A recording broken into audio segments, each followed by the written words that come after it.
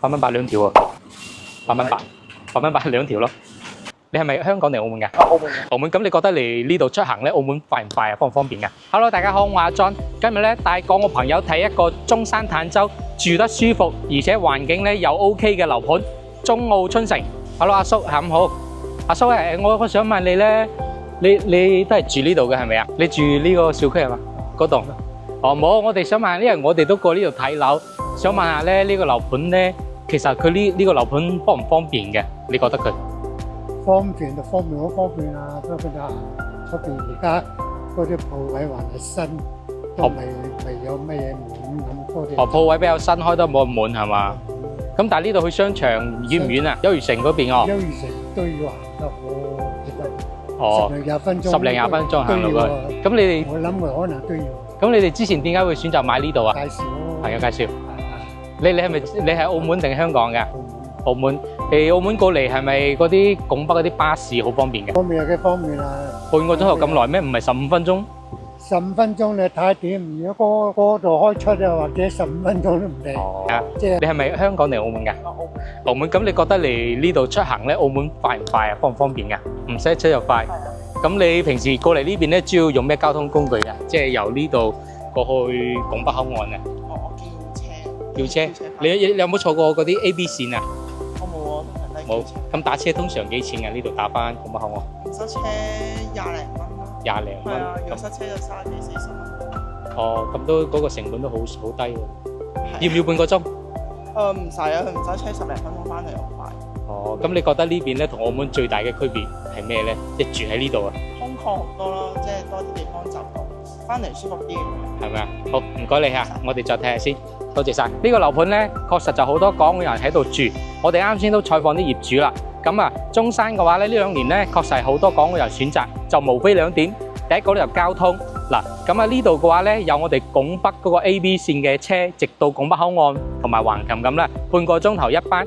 就算你唔坐呢個車，你喺樓盤打車翻去關口嘅話咧，都係20零30蚊嗰個交通費。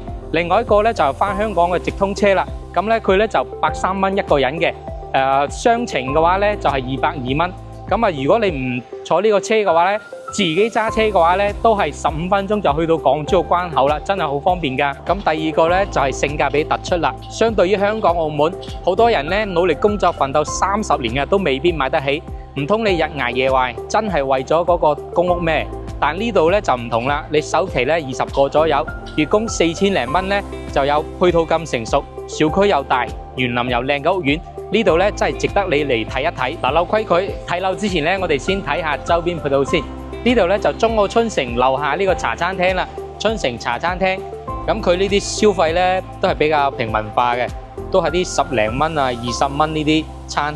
下午茶亦都有，就20到25蚊都有。哦，咁啊呢啲咧都係可以滿足到我哋日常生活啊。譬如你坐完車翻到嚟嘅話咧，你就肚餓想食啲嘢咧，咁啊落嚟都得。咁啊呢啲咧就啲美甲嘅、修甲嘅呢啲咁啊。就全部都開到比較多㗎，中澳春城呢下邊，咁啊佢有攞塊地方啦，咁啊仲有咧就係佢呢啲咁嘅士多店啦，喺我哋大門口呢條街咧，全部都見得到有嘅，髮型屋又有，所以呢邊嘅話咧，就生活嘅話咧就比較方便啲，你翻到嚟咧就平時簡單啲嘅嘢咧，可以落樓下就有，就唔使去到大商場嗰度。如果你去大商場咧，就行過去隔離嗰個優悅城嗰度咧。咁事不宜遲，我哋入去嘅話睇睇先。嗱，呢個咧就街市前大媽啦，我哋入去睇下。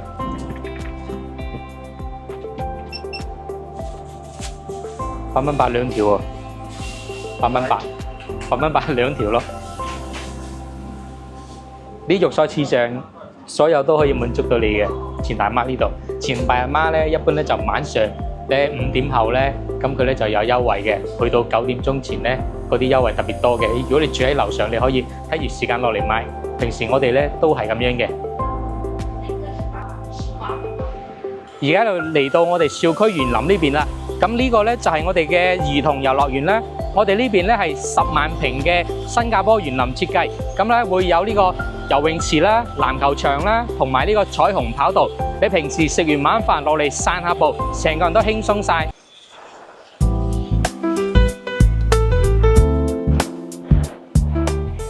咁我哋而家就嚟到示範單位呢度啦。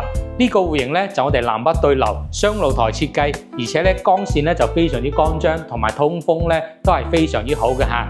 咁我哋而家呢邊嘅話咧賣嘅面積有咧82、89、103，同埋而家呢套120平嘅4房嚇。咁咧中意嘅大戶型朋友咧，今日呢套單位咧就一定要睇啦，因為佢咧主人套間咧係有個大露台俾你嘅。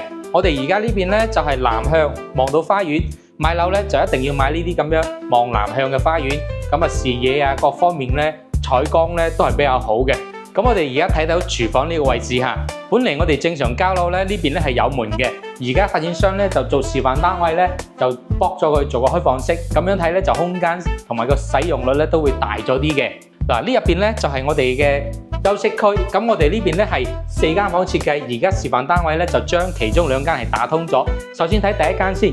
第一間呢度咧就係做咗一個書房，咁啊佢咧就可以望到我哋嘅河景，就無遮擋嘅，呢個 view 咧就比較靚。呢邊咧就係2間房打通嘅。嗱，如果你有小朋友啊或者人多翻嚟咧，佢咁樣設計咧，2個細路咧就最好嘅，一人一邊係嘛？呢個房間咧打通咗，咁啊大啦，而且佢咧南向睇到花園景嘅。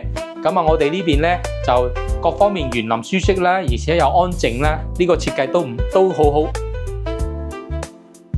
嗱，嚟到我哋重點介紹我哋嘅主人房啦。主人房一入嚟咧，呢個設計咧直頭係酒店風咁啊，而且佢咧有個大浴缸俾到你。好多人上嚟大陸睇樓咧，就嫌佢咧就主人房冇大浴缸。咁呢個戶型咧就可以俾到你啦。就連我哋而家呢個主人房啊，佢都係做到南北對流嘅。大家睇睇呢邊咧就南向，咁咧佢咧就係做咗嗰個全落地嗰個設計嚇，望花園又望到啲河景。跟住就係我而家呢個位置啊，要重點介紹下。而家我哋咧就做咗個衣帽間同埋化妝間。正常交樓咧，呢度咧係推拉門，係一個露台嚟嘅。呢度嘅話咧，你可以保留翻佢呢個景觀露台又得。咁樣咧就平時你主人房翻嚟咧，可以擺下嘢，係咪喺度飲下下午茶啊？喺度攤喺度啦，都係好他條嘅。嗱，房就睇完啦，就同大家總結一下。咁啊，呢度咧點解咁多港澳朋友會買呢度咧？首先第一個咧就係佢個交通方便，通勤時間短啦。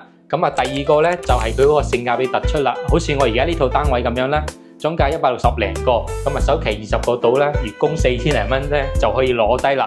咁啊，如果你近期咧都對中山、珠海咧有睇樓計劃嘅話咧，又唔知道點揀嘅話咧，歡迎評論區留低3個6或者上方加我嘅微信，咁啦，我會將一份中山、珠海嘅買樓攻略咧俾到你。